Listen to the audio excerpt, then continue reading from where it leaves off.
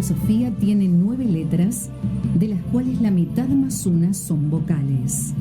Entonces, a pesar de estos tiempos de filosofía consonantosa en que nos toca vivir, nosotros venimos a decir, la filosofía tiene vocales.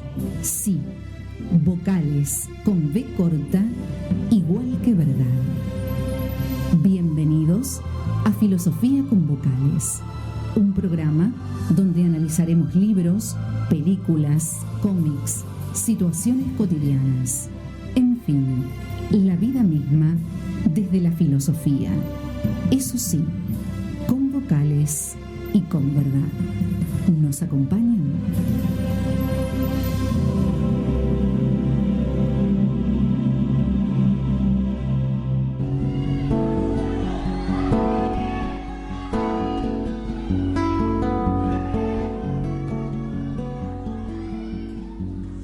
El hombre nace y muere a veces sin vivir. Camina desde el niño al viejo sin gozar eso que él mismo le llama felicidad. Y si la tiene aquí la va a buscar allá. Tropieza tantas veces en una misma piedra, fruto que llega pasa sin madurar. Si tiene tira o quiere tener mucho más, es un misterio y es de la vida al azar. Tiene alma de guitarra encordada de estrella, y es una falta hendido su corazón.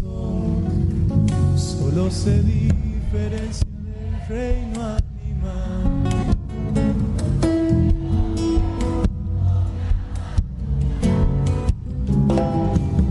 Pero mientras el hombre se asombre, llore o ría, será la fantasía que Dios creó. La operación del dolor destroza la ilusión de que todo marcha bien. La segunda acaba con el sueño de que todo cuanto tenemos, sea bueno o malo, es nuestro y resulta suficiente para nosotros. Todos hemos observado cuán difícil nos resulta dirigir el pensamiento a Dios cuando todo marcha bien. Tenemos todo lo que deseamos. Es una afirmación terrible cuando el término todo no incluye a Dios, cuando Dios es visto como un obstáculo. San Agustín dice al respecto, en alguna de sus obras, lo siguiente: Dios quiere darnos algo, pero no puede porque nuestras manos están llenas. No tiene sitio en el que poner sus dádivas. O como dice un amigo mío, consideramos a Dios como el aviador considera el paracaídas. Ahora bien, Dios, que nos ha creado, sabe lo que somos y conoce que nuestra felicidad se halla en Él. Pero nosotros nos negamos a buscarla en Él tan pronto como el Creador nos permite rastrearla en otro lugar en que creemos que la encontraremos. Mientras lo que llamamos nuestra propia vida siga siendo lisonjera, no se lo ofreceremos a Él. ¿Qué otra cosa puede hacer Dios en nuestro favor, salvo hacernos un poco menos agradable nuestra propia vida y eliminar las fuentes engañosas de la falsa felicidad?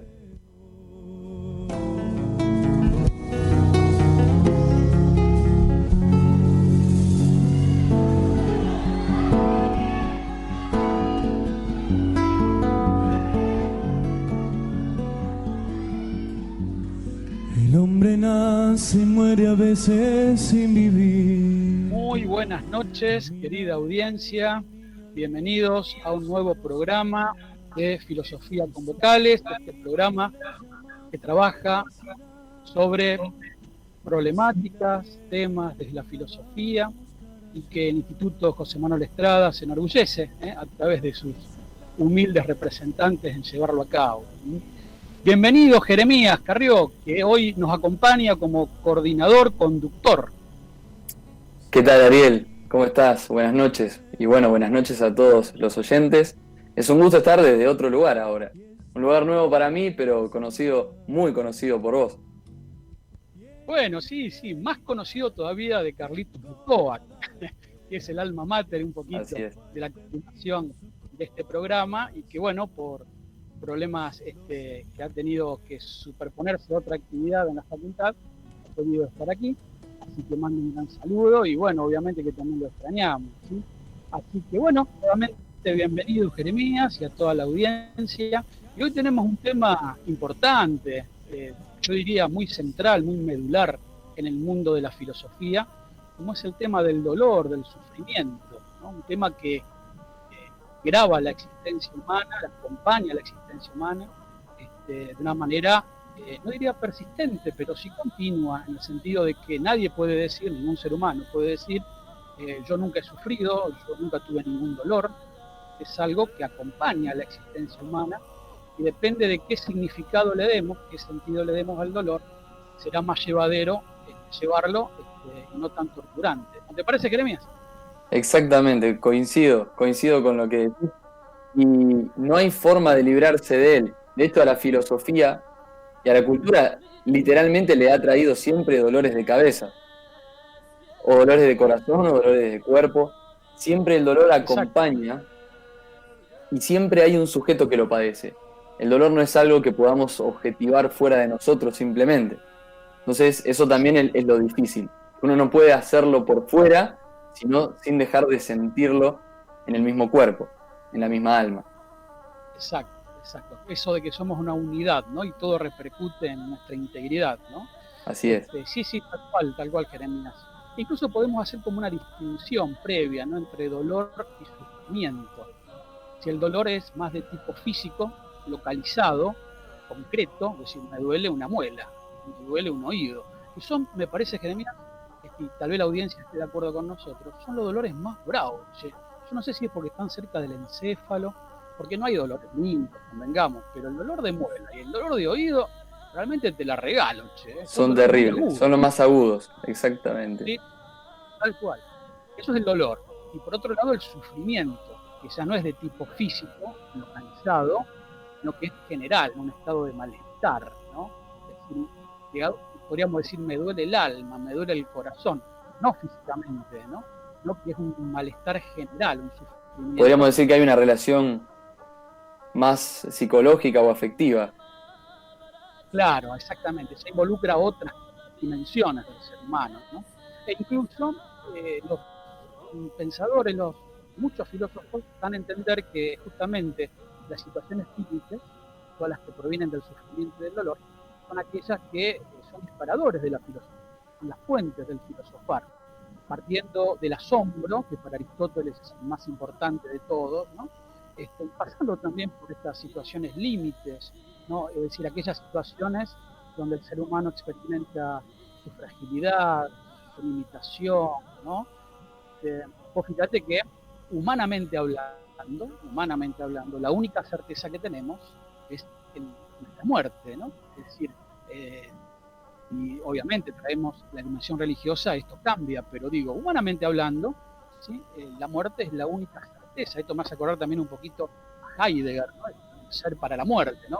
El Dasein está ahí, el ser ahí, el ahí del ser, que tiene a la muerte como algo permanente, ¿no? Totalmente.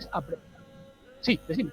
No, totalmente, porque ahora que me decís esto del asombro, justamente aquel que se asombra de la grandeza, por ejemplo, de un paisaje, lamenta ser tan poco para tanta grandeza, como que no puede abarcar en su finitud la infinidad.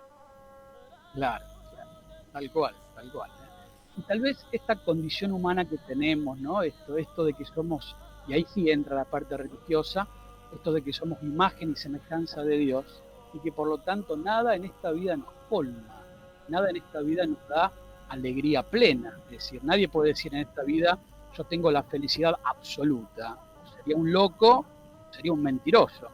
Pero nadie puede decir, no, uno está llamado a ser feliz y la búsqueda es una conquista, la felicidad, pero también sabemos que la felicidad está limitada, está hackeada por, dolores y sufrimientos, ¿no? Que son los acompañan. Yo digo, a veces pienso, y a lo mejor la audiencia en esto también nos acompaña.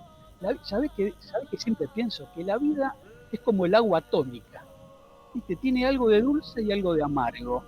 La sabia combinación de ambas hace que la vida sea rica, como la gaseosa, ¿no?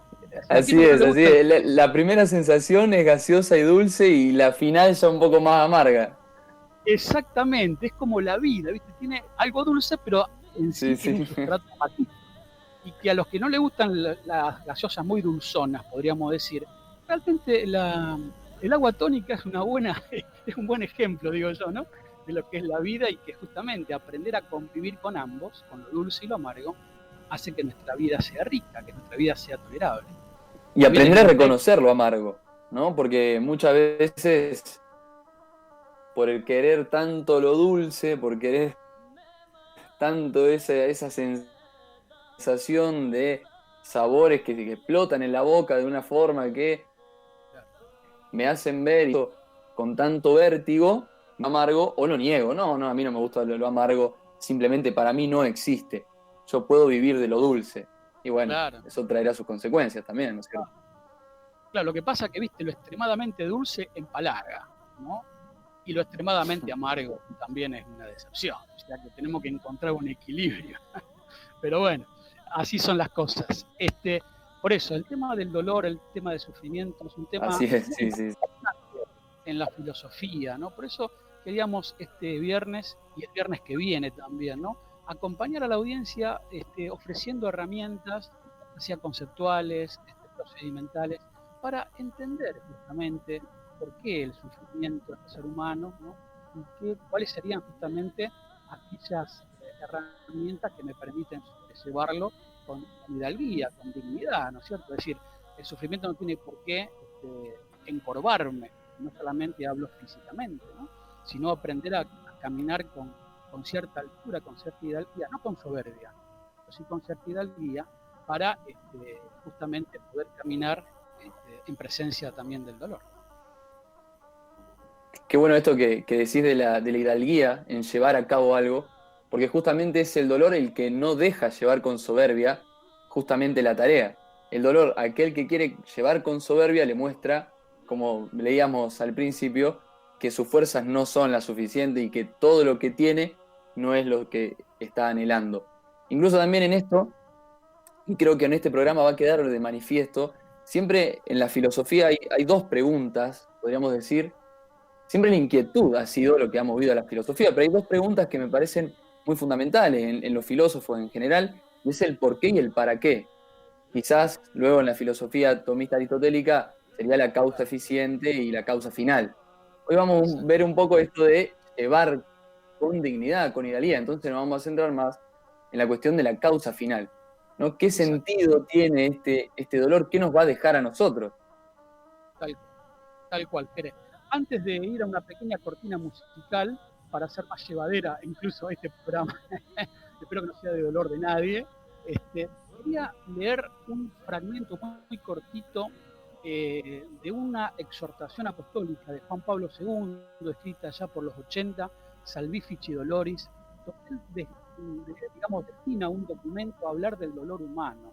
Y como no hay sana filosofía sin una seria relación con la teología, nosotros por lo menos filósofos Así católicos creemos esto, quería leer este punto porque nos sirve como quien dice, de un puntapié, ¿no? Inicial para justamente iluminar un poquito esta charla que estamos teniendo, Jeremías. Sí, sí. Dice Juan Pablo, aunque en su dimensión subjetiva, como hecho personal, encerrado en el concreto e irrepetible interior del hombre, el sufrimiento parece casi inefable e intransferible, quizá al mismo tiempo ninguna otra cosa exige, en su realidad objetiva, ser tratada, meditada, concebida en la forma de un explícito problema, y exige que en torno a él hagan preguntas de fondo y se busquen respuestas. Como se ve, no se trata aquí solamente de dar una descripción del sufrimiento. Hay otros criterios que van más allá de la esfera de la descripción que hemos de tener en cuenta cuando queremos penetrar en el mundo del sufrimiento humano. Me pareció que era muy gráfico, muy iluminador este texto de Juan Pablo, que tiene más de 30 años, que justamente el dolor humano, si no lo iluminamos, no solo desde la razón, sino también desde la fe, por momentos se torna sin sentido. Así es, y nos deja mudos. Y la idea es que no nos deje mudos, sino que nos dé más sentido aún. Exactamente. Bueno, vamos a hacer una pequeña cortina musical como para hacer llevadero el programa. Y luego, Jeremías, yo te pediría que puedas brevemente exponer esa columna que preparaste, ¿no?, sobre el tema del sufrimiento humano y que siga iluminando este problema. ¿Te parece? Buenísimo, lo veremos entonces si será tónica o si será otro tipo de gaseosa. Vamos todavía.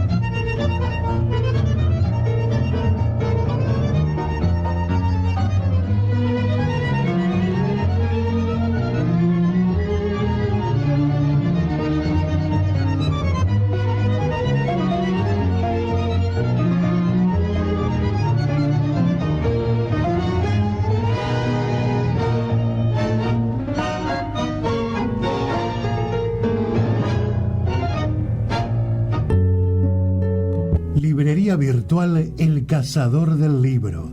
Libros raros, usados y agotados.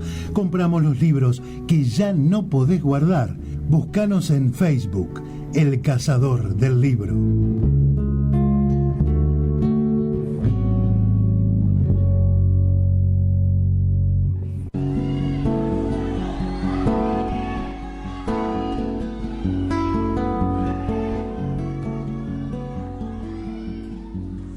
El hombre nace y muere a veces sin vivir. Camina desde el niño al viejo. Muy bien, esta cortina que se transformó en un verdadero tema musical para la audiencia no tan menuda, diría yo. El gran pichuco Aníbal Troilo en Quejas de Bandoneón. Realmente elegimos este tema porque no hay instrumento que de alguna manera exprese el dolor, la queja que en el bandoneón. ¿Te parece que el bandoneón está como rechiflando su tristeza? Es como que de alguna manera el fuelle, ¿no?, el sonido hace como que se lamente algo, ¿no? Por eso elegimos este tema, ¿no?, del gran Aníbal Troilo, ¿no?, Quejas de Bandoneón, que fue un temazo allá por los 60, ¿no? ¿Qué te pareció, Jeremías? Como lo describiste, es el esplendor del instrumento en su mayor lamentación, digamos. Es esa paradoja. A la vez que se luce, da la sensación de que se lamenta, de que llora, de que ese movimiento ondulante del fuelle, como decías, va acompañando gritos de lamento. Tal cual. Un instrumento como que se está lamentando en su sonido. Además, este Pichuco lo hacía hablar ese bandoneón, ¿no? Claro. Hacía llorar realmente. Realmente Bueno, se quejaba. se quejaba realmente. Bueno, Jerez, vamos nomás entonces a esta columna que preparaste para seguir iluminando a todos, ¿no? Incluso a nosotros los coordinadores del programa, que estamos también conociendo, de alguna manera percibiendo este problema y, bueno, justamente adquiriendo esas herramientas para que podamos transitar la vida del dolor. Así es, realmente. Y bueno, cuando lo preparaba un poco también, como decís, uno se va iluminando de los diferentes textos que consulta. Y justamente el texto que leímos al principio es de un autor inglés muy conocido, se llama Clive Staples Lewis, que se ubica a principios del siglo XX, especialmente consultando una de sus obras muy, muy significativa, que es El problema del dolor. Lewis es el creador de las Crónicas de Narnia. Por ahí no se conocen los libros, pero las películas como mínimo, ¿no es cierto? Y en este caso, el problema del dolor hace un tratamiento muy interesante de la cuestión del dolor y una advertencia en una primera introducción, un primer prólogo que hace a una de las ediciones, que me parece muy pertinente para empezar esta columna, digámoslo así, porque marca una advertencia muy importante siempre que hablamos del dolor y queremos de alguna forma iluminarlo. Él dice: nada tengo que ofrecer a mis lectores, en este caso nosotros, a nuestra audiencia, pues sino mi convicción de que cuando llega el momento de sufrir, el dolor ayuda más un poco de valor que un conocimiento abundante, algo de compasión humana más que un gran valor, y la más leve tintura de amor de Dios más que ninguna otra cosa, ¿no? Como marcando que acá la importancia no es tanto qué vamos a decir, sino en el momento en que aprieta el corazón, estar prestos y dispuestos a elevar una plegaria del Señor. Es esto de que justamente, ¿no? Hecho a escala divina, y por lo tanto no podemos prescindir de la fe. Exactamente. Claramente es así.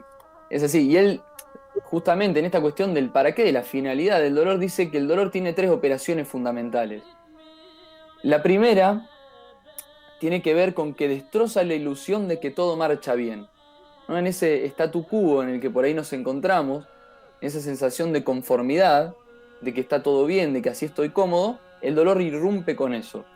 La segunda característica es que acaba con el sueño de que todo cuanto tenemos, lo que poseemos es nuestro y suficiente para nosotros. Todo esto que yo hice, que ya llegué hasta acá, no era suficiente, no era así. Y la tercera característica, ya un poco más teológica si se quiere, aunque nunca deja de serlo, el acto de entrega total, aquel que puede doblegar su voluntad total a Dios, le causa dolor. Aquel que doblega su voluntad por hacer la voluntad del Señor, eso genera dolor. Y vamos a verlo principalmente con 3 historias. 3 historias, como solemos hacer en esta columna, en este encuentro, 3 historias clásicas, tanto de los griegos como de los latinos. Así que si te parece, Ariel, ejemplificamos estas 3 operaciones en estas historias. Por supuesto, dale nomás.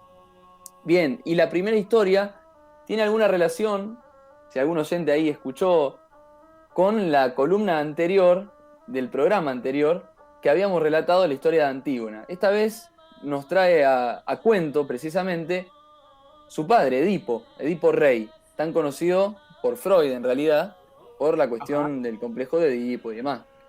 Gran lector de la mitología. Gran lector de la mitología griega, así es. Resulta que Edipo fue uno de aquellos que tuvo muchas desgracias en su vida. No vamos a contar su historia acá porque realmente no tiene tanta importancia. Sí podemos decir que fue muy desgraciado. Él, sin saberlo, contrae matrimonio con su madre, tiene hijos con su madre y mata a su padre, ¿no?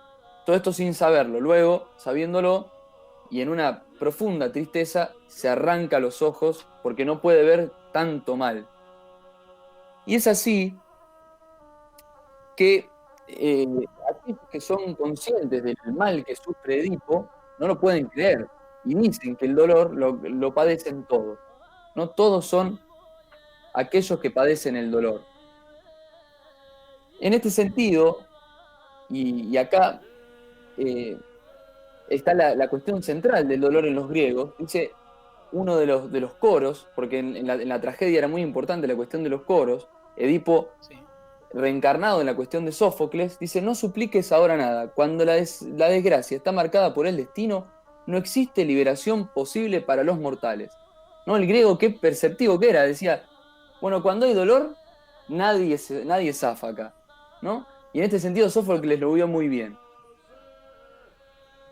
El coro acá reconoce claramente que Edipo está sufriendo una desgracia muy terrible.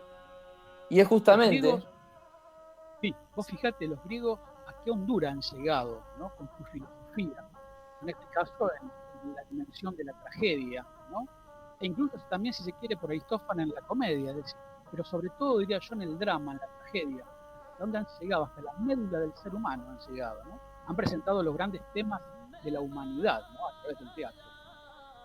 Es eso, como lo decís justamente, y en esto que les quería leer del final de la tragedia de Edipo Rey, esto muy claramente, porque Edipo se había consagrado rey de Tebas, y entonces el coro nuevamente, cuando lo ve y dice toda la desgracia que está padeciendo, dice: aquel a que los ciudadanos miraban con envidia por su destino, porque llegó a ser rey, ¿en qué cúmulo de terribles desgracias ha venido a parar? ¿No? Ese que había llegado a la cumbre máxima termina siendo el más desgraciado. Y esa historia Sófocles no la deja ahí. Edipo Rey sufre todos los dolores que padece, pero luego va a tener una característica muy importante que Sófocles se encarga de darle: la nobleza de aquel que vive el dolor. Esta nobleza de la voluntad, de saber que el dolor tiene estas operaciones, de que nos saca de nuestra comodidad, de que todo lo que tenemos no nos alcanza, y de que además tenemos que doblegar nuestra voluntad, Edipo la vive.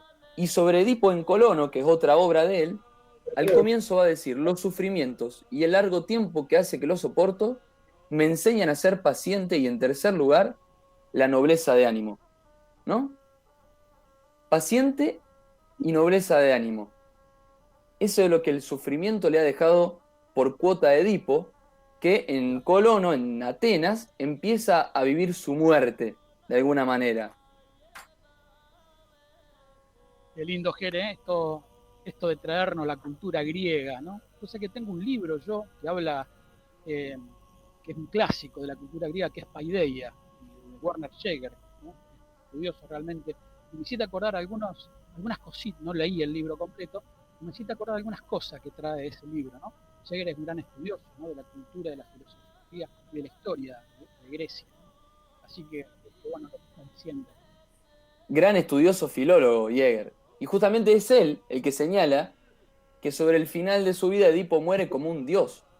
Edipo, sobre el final de su vida, él estaba siendo guiado por sus hijas, porque no tenía vista, se había arrancado los ojos por el dolor, pero al haber afrontado ese dolor y haberlo sufrido y padecido con dignidad, él termina muriendo como un dios, ¿no? Y es justamente lo que dice: el hombre se fue no acompañado de gemidos y de los sufrimientos de quienes padecen dolores, sino de modo admirable, cual ningún otro de los mortales.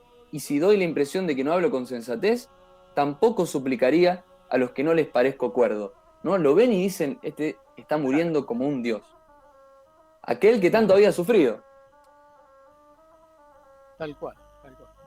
Y justamente con esta idea de esto que se sufre, lo que es por un bien mejor, está también la historia de Hércules. Muy conocida también por Disney, quizás, la historia de Hércules, pero que nos llega a nosotros ordenado en la Metamorfosis de Ovidio, un latino en realidad, no latinista, muy importante del siglo I a.C. Ovidio compila en la Metamorfosis un montón de mitos muy importantes. La cuestión es que Hércules, en su figura, nos muestra esta cuestión del padecimiento y de la muerte como un dios, de la muerte a una vida nueva. Esta cuestión de que el grano de trigo muere y da fruto, ¿no? Claro. Entonces, Hércules, acá lo que muestra es muy preciso. Él estaba enamorado de Deyanira y la rescata de Neso, un centauro que la tenía raptada. Le lanza una flecha envenenada por la hidra y Neso queda quemado vivo por ese veneno tan particular. Pero le dice a Deyanira que cuando desconfíe de la fidelidad de Hércules, le dé su sangre, que esa sangre lo iba a quemar, porque él estaba contagiado del veneno de la hidra. Deyanira, desconfiando de la fidelidad de Hércules, le entrega una capa a Hércules para que se la ponga sobre sus hombros, con la sangre de Neso, que tenía ese veneno de la hidra. Hércules se la pone, luego de haber pasado todas sus pruebas, cuando ya estaba en el momento máximo de su esplendor, y se quema vivo. Empieza a quemarse vivo. Se retira al monte Eta para padecer todos sus sufrimientos, y es ahí cuando Júpiter, Zeus en la mitología griega, dice: está listo para ser un dios. Todo lo mortal en él ha muerto, ahora vivirá la vida de un dios. ¿No? Como de vuelta está Claro. ese sufrimiento que ennoblece a quien lo padece. Tal cual. Vos fíjate cómo lo mitológico en Grecia no es algo fabuloso, no es una fábula, un cuento de chicos, sino que a través de ese ropaje, que es ficticio, se esconden grandes verdades, de suerte que parece que es real el mito. Y yo tengo alumnos de algunas escuelas que trabajo algo de mitología griega, soy profesor de filosofía, y cuando termino de ver la famosa familia de los dioses, y cómo era Zeus, terminan, pero profe, esto no existe, ¿no? Es decir, el mito calza tan profundo en la esencia humana que parece que es real, porque de hecho los conceptos que maneja de fondo son reales, no es una fábula. Tiene el ropaje literario, el ropaje, ¿sí? Pero por dentro hay profundas verdades que el mito te deja pensando, ¿no? Eso es lo lindo de la mitología griega.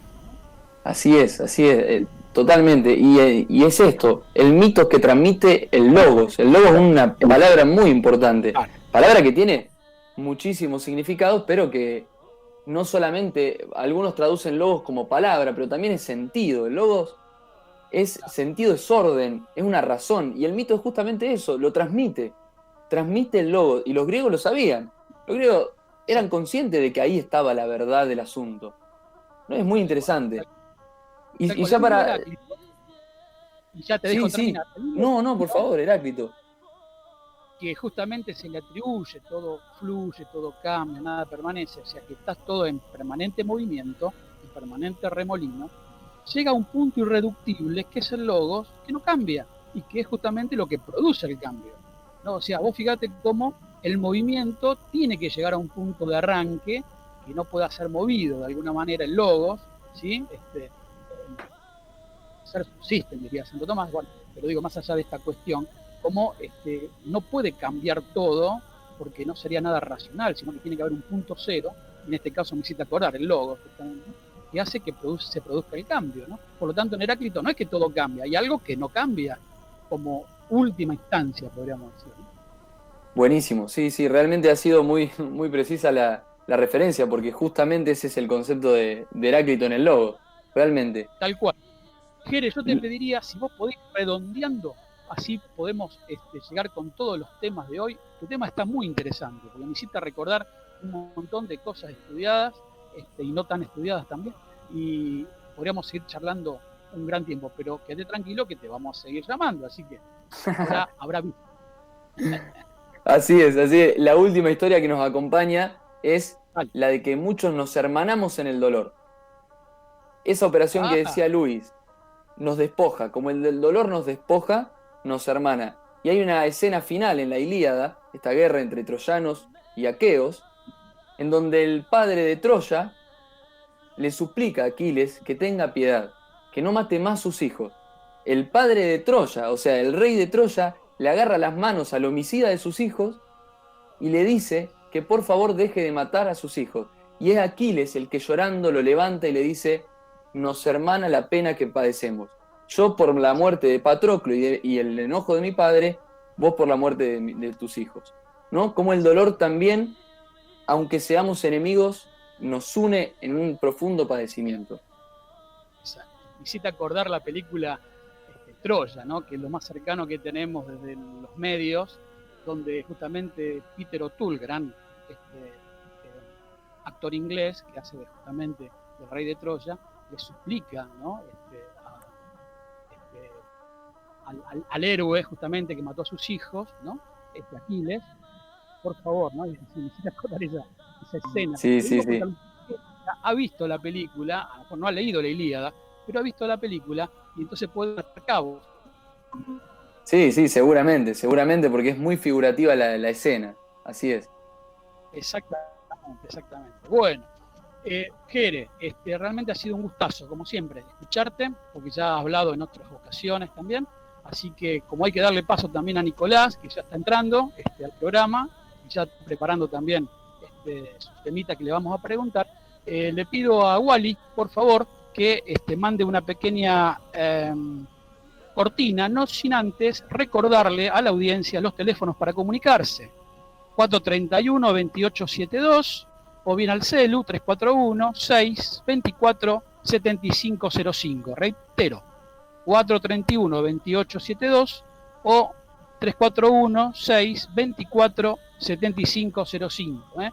Todas las, digamos, críticas o felicitaciones, por supuesto, serán todas bienvenidas. Listo, vámonos más a la pequeña cortina.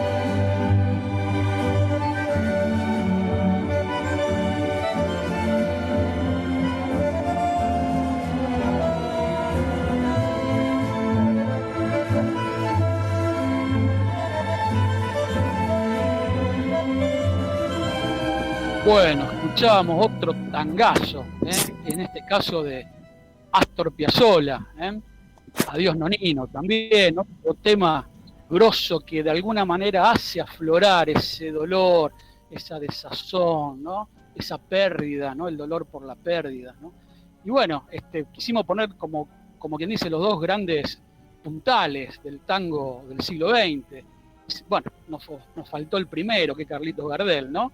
Pero después, entre Pichuco y Piazzolla, que ella es otro tango, ella es un tango más sinfónico, y que incluso a la Guardia Vieja medio como que no le gustó mucho haber salido de Troilo, de su orquesta, y sin embargo ha hecho una revolución con el tango, ¿no? También, por eso quisimos también agradar a la audiencia con Adiós Nonino de Astor Piazzolla, un temazo. Así que bueno, ya directamente vamos con nuestro invitado de hoy, Nicolás Cabral, miembro también como Jeremías, como yo, del Instituto José Manuel Estrada.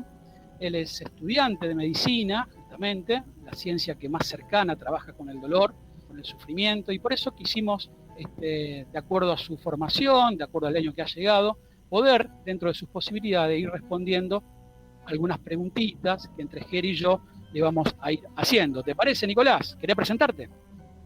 Ningún problema, gente. Muy buenas tardes a la audiencia, buenas tardes a ustedes. Gracias por la invitación. Bueno, me llamo Nicolás Cabral, como ustedes bien lo dijeron, tengo 28 años, estudiante de medicina, ya del último tramo en la UNR, aunque no vivo en Rosario, soy de Arroyo Seco.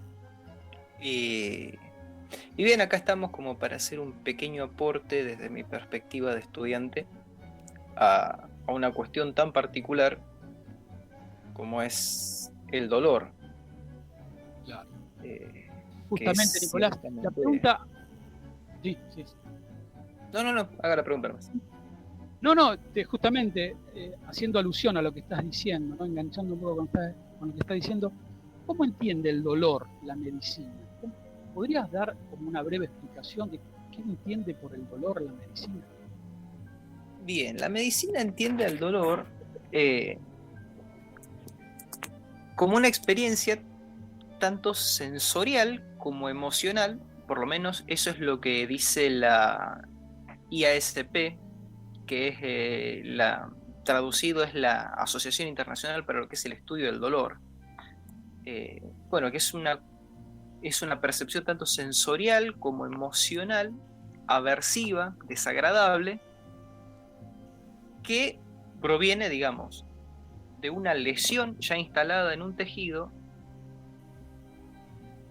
o una sensación que podría resultar de algo similar a esto. Es decir, puede ser una lesión que se haya instalado, como dije, o una lesión que se esté instalando.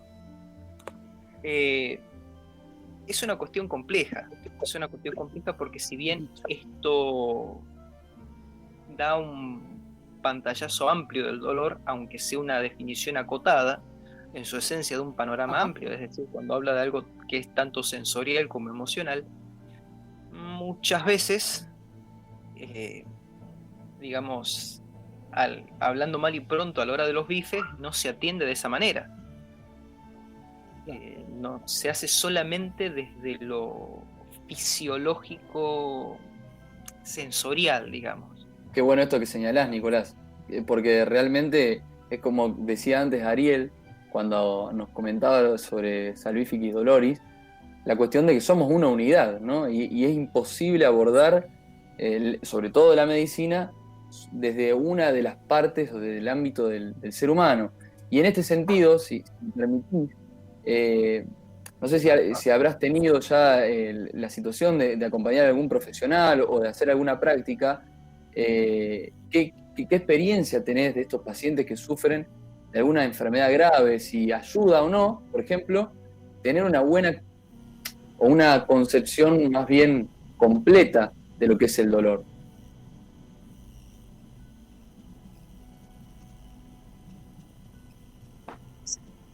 Sí, digamos, mi experiencia fue un poco amplia, tanto desde el lugar de paciente, familiar de paciente, y desde la práctica médica, acompañando a tanto a algún docente como también amigos médicos en prácticas más informales, desde lo académico, es decir, desde acompañar a un cirujano.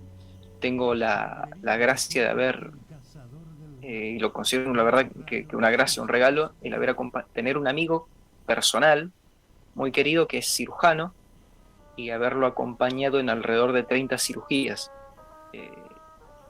y haber visto cuestiones del dolor que son muy particulares. Desde lo personal es muy difícil a la hora de sentir dolor o de acompañar a un familiar con el tema del dolor, y te das cuenta que realmente no alcanza con el hecho de aliviar el dolor desde lo sensorial. ¿Por qué? Porque vos en el momento cuando realmente aprendes a ver a la persona en su integridad, te das cuenta que la cosa va mucho más allá de eso, y que no solamente se debe calmar o se debe acompañar en lo sensorial, sino que también en lo emocional.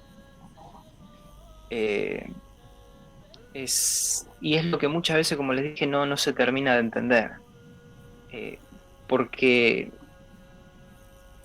yo por ahí, leyendo hace un tiempo algo de Santo Tomás, Santo Tomás de Aquino decía que el dolor es el reflejo de un mal. Y el mal, no, a diferencia de lo que por ahí planteaban otros filósofos previamente, no tiene una realidad ontológica, es decir, no existe por sí mismo, sino que es la ausencia del bien. Y como el ser humano es tan complejo, la ausencia de ese bien también es compleja. No solamente es la molestia del dolor en sí mismo, sino el estar impedido de realizarse en su naturaleza, desde lo que a él le gusta y lo que le resulta bueno, de lo que es bueno en sí mismo, su trabajo, su vida afectiva, el compartir con sus familiares, hasta digamos la angustia de estar postrado en la cama, que ciertamente la postración en una cama no es natural del ser humano. Entonces, cuando todas esas cosas no se entienden, hace que sea imposible tratar el dolor, y hace que sea prácticamente, digamos, un tiempo perdido el abocarse solamente a tratar lo sensorial y no acompañar al paciente. Claro, muy preciso esto que decís. Sí, sí. Como siendo estudiante de medicina, pero con formación cristiana, como esto de que el sufrimiento, el dolor, está vinculado al mal, es algo que está más allá incluso de lo físico, ¿no? Si bien no tiene entidad metafísica, es verdad, porque lo que tiene entidad metafísica es el bien, ¿no? Lo otro es ausencia de bien en este caso. Muy buena esa distinción, ¿no? Muy bueno también esto de entender que el dolor justamente proviene en el fondo del mal, ¿no? Y el peor mal para el creyente es el pecado, ¿sí? Es decir, agarrarse, ¿no?, a la voluntad de Dios, y también otros males, que es justamente lo que provocan los sufrimientos en el ser humano, ¿no? Vos fíjate que lo bueno no provoca un sufrimiento en el ser humano, todo lo contrario, produce felicidad. En cambio, el mal, en cualquier instancia que se lo analice, produce un sufrimiento en el ser humano. Justamente te quería preguntar, Nicolás, ¿hay una cátedra electiva, puede ser, de tratamiento del dolor en la facultad? Así en la es. cual uno puede... ¿Me podés comentar un poquito hacia la audiencia también? Bien. ¿Cómo abordan el dolor desde ahí? Bien, yo me gustaría por ahí retrotraerme un poquito más atrás a la cuestión. A ver. En medicina, la Facultad de Medicina, antes de la existencia de esta cátedra, que es electiva, y a título personal digo esto, no debería ser electiva. El dolor, si bien es la consulta médica, el motivo de consulta por antonomasia, o el displacer en sí mismo, el malestar, lo que conoce también junto con el malestar general, fue, digamos, va tomando sus características o se va tocando desde las diferentes cátedras: cirugía, clínica médica, pediatría, ginecobstetricia, semiología. Pero no se daba un abordaje como el dolor en sí mismo, que es la esencia de la relación médico-paciente, porque antes de ver el dolor, digamos, de tipo genitourinario, del dolor muscular, del dolor articular, el paciente llega con un dolor, con todo lo que eso implica. Cuestiones emotivas, en fin, lo que ya hablamos un rato antes. Entonces, ante esta inquietud, digamos, yo termino desglosando todo lo que es el dolor y desarmándolo sin abordarlo integralmente en sí mismo. Es como que había dejado un sinsabor, y ante algunos reclamos y ante algunos, no un reclamo en sí mismo, sino alguna inquietud de los estudiantes, y ante el ojo de un buen docente que tuvimos, que es digamos, el que comenzó con esta electiva, que es el doctor Mauro Busardo, se le solicitó a la facultad poder tener esta electiva. Y arrancó el año pasado. Tuve también la oportunidad de ser, digamos, del primer grupo que hizo la electiva. La primera camada, claro. La primera camada de la electiva. Histórico. Bueno, y este año fue un poco virtual la cuestión, pero digamos que cambió totalmente la perspectiva que teníamos nosotros sobre lo que era el dolor. Incluso como, digamos, motivo de consulta, como manifestación puntual de esa, digamos, de esa afectación del bien de la persona y de la naturaleza de la persona. Entonces empezamos a ver cuestiones que antes por ahí las habíamos tocado un poco de oído, y se nos empezó a mostrar realmente cuál era la interacción entre lo sensorial y lo emotivo que genera el dolor, y se nos orientó, digamos, de forma intensiva. Fueron unos 4 meses, pero se nos dio bastante material y se nos llevó de una forma intensiva a poder interpretar el dolor como algo mucho más complejo de lo que se nos había dado, lo cual considero que fue un buen paso para la facultad, y que un segundo buen paso sería sumarlo a la currícula como materia obligatoria. Claro, claro, porque aborda una cuestión troncal en la necesidad propia del paciente. Es así. Totalmente. Y Nicolás, nos veíamos recién cuando comenzábamos el programa que la sociedad continuamente la cuestión del dolor trae incluso un dolor primero, que es el miedo al dolor. Es decir, yo no lo quiero padecer. Es natural a todo el ser humano, como decís, porque reacciona contra un bien. Nuestra naturaleza es un bien también, y cuando lo padecemos sentimos la ausencia, la falta de ese bien. Pero ¿qué actitud, digamos, podríamos tener? Pero también cómo se estudia la cuestión del dolor, en el sentido de si se debe afrontar, si se debe solamente aliviar, si debe haber paliativos, o si se debe cortar para que esa persona no sufra más. ¿Qué perspectiva se tiene de este dolor en relación a este hedonismo que parecemos vivir, de que no queremos padecer nada, no queremos sufrir, no queremos el dolor? Lo cual es lógico, pero bueno, si hay también, como por ejemplo en la traumatología o en el deporte, métodos que curan a través del dolor. Por ejemplo, en un músculo, para aflojarlo, para que pueda estar más estirado, para que se recupere, necesariamente habrá dolor. Pero bueno, comentanos vos cómo lo ves desde tu perspectiva de estudiante, de los estudios que realizaste, cómo percibiste esa filosofía que está por detrás, podríamos decir. Mira, claramente es como decís, nadie quiere sentir dolor. El tema es cómo también, porque a ver, a la hora de explicarle al paciente muchas cosas sobre el dolor, es difícil, y a veces es una pérdida de tiempo en lo siguiente. Cuando vos estás adolorido y cuando hay alguna función que hayas perdido, porque la cuestión a veces va más allá del dolor. El claro ejemplo, voy a poner a mi mamá. Mi mamá tuvo una cirugía en el área del tórax por un cáncer de mama. Ella nos mudamos, no pudo hacer la quimioterapia. Ella, gracias a Dios, no hizo quimioterapia porque se pudo reseccionar, no pudo hacer la rehabilitación kinesiológica, y le dejó un vicio de la posición del hombro. Le generó dolor. Pero ¿qué fue peor? Le generó lo que se conoce como un hombro congelado. Mi vieja, en algunos momentos, por una cuestión de afectación funcional de la articulación, más allá del dolor, tenía impedido el movimiento. Y muchas veces la pérdida de la funcionalidad para el paciente es peor que el dolor. Y el dolor viene a ser la frutilla del postre que afecta al paciente. Porque hay pacientes que recuperan la función y, estando con dolor relativamente llevable, obviamente no un dolor incapacitante extremo, pero portando un dolor que más o menos lo puede lleva una vida normal, y la vida del paciente cambia rotundamente. Ahora, el que debe entender eso esencialmente es el médico antes. Es lo que por ahí en un principio a veces no entendíamos. Pensábamos que era simplemente erradicar el dolor y listo, y se le solucionaba la vida al paciente, cuando en realidad no es así. Y se tiene que entender el dolor como un mal que no es absoluto, como una buena campana muchas veces. Porque el dolor a veces en sí mismo no es malo, sino que circunstancialmente puede ser bueno, ya que es una campana. ¿Por qué? Porque hay veces que el dolor aparece cuando no tenemos un daño que está instalado.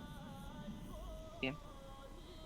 Y en estas circunstancias, hacer una interpretación, como debería hacerlo la medicina en sí misma no es una ciencia, sino que es un arte, deberíamos hacer esa interpretación, buscar la vuelta, darle un vericueto y a ver ¿qué encontramos atrás de ese dolor por sus características?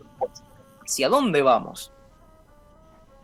¿Por qué? Porque depende de la naturaleza de ese dolor y cómo lo interpretemos, y vemos cómo está afectada la vida de la persona y un montón de cuestiones, siempre escuchando como corresponde al paciente, que muchas veces no sucede, podemos llegar a lo que habíamos hablado en un principio, como es a la afectación de la función del paciente. ¿Qué es lo que está afectado? Y bueno, y usarlo como campana para poder solucionar un problema o evitar que ese daño o ese problema se establezca. ¿Por qué? Porque si yo tengo un dolor que está generado por una mala posición, por ejemplo en el caso de mi madre, del hombro o de la rodilla, si yo analizo en primera instancia el origen del dolor, puedo corregir ese problema, en el caso de que sea posible. Si yo siempre lo que voy a hacer es ver al dolor solamente como un mal absoluto y ir y tratar ese dolor, puedo, como pasa con muchos deportistas que tienen mala costumbre por no consultar o por estar mal asesorados. Decir, bueno, hoy me duele la rodilla, pero bueno, quiero salir a correr y antes de salir a correr me tomo un diclofenac, espero que me haga efecto y salgo. Está bien, viejo, no vas a tener esa sensación displacentera, pero vas a seguir haciendo trabajar mal a la articulación, los ligamentos se van a entrar a degenerar un poco y vamos a tener un problema a largo plazo. Entonces, lo que tiene que entender el médico, el que tiene que entender al dolor primero es el médico.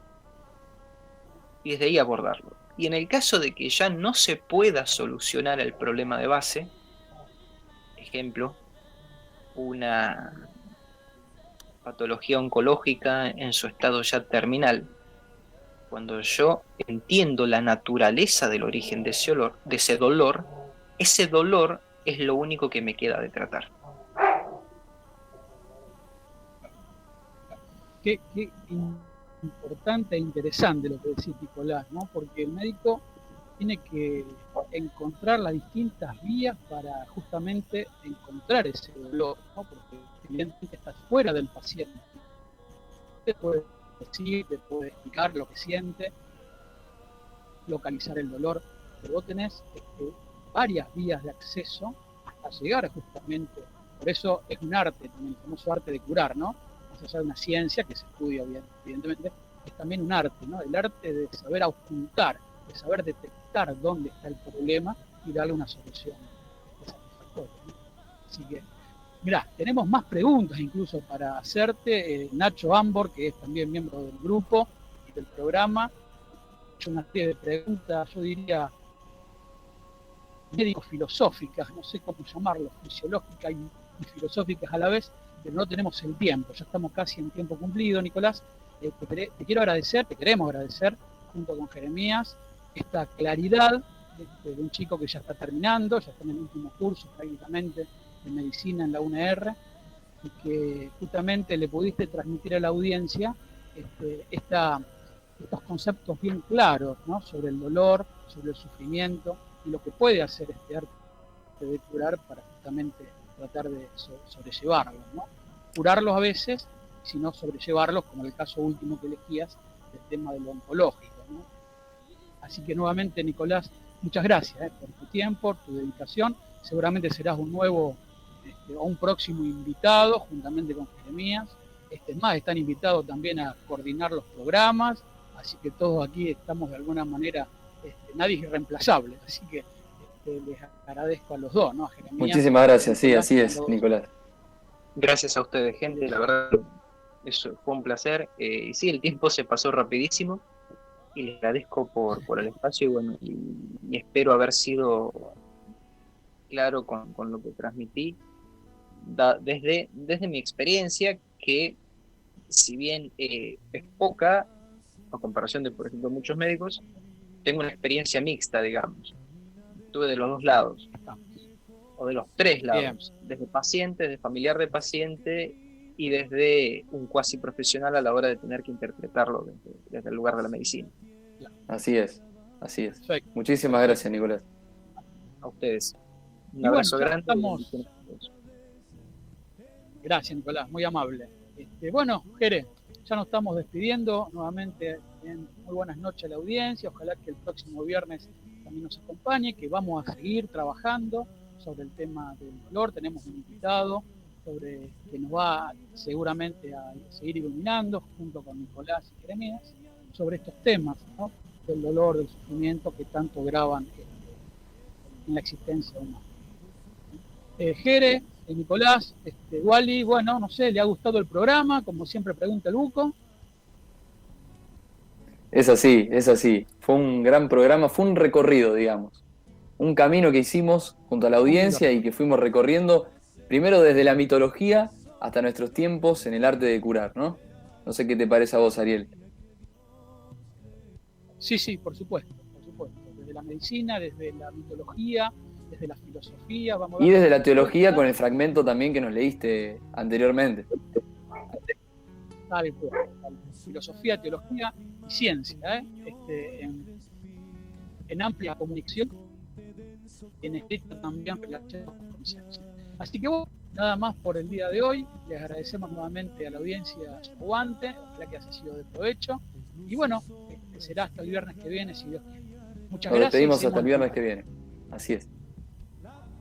Con el hombre, querer ser tantas cosas y nunca es más que cuando tan solo es él. Es un camino que anda solo bajo el sol, sendero trajinado por sueños de amor. Es un viejo legüero garroteado de llano, con son de vino triste de manantial. Solo se diferencia del reino animal, porque es el hombre el único capaz de odiar. Pero mientras el hombre se asombre, llore o ría, será la fantasía que Dios creó.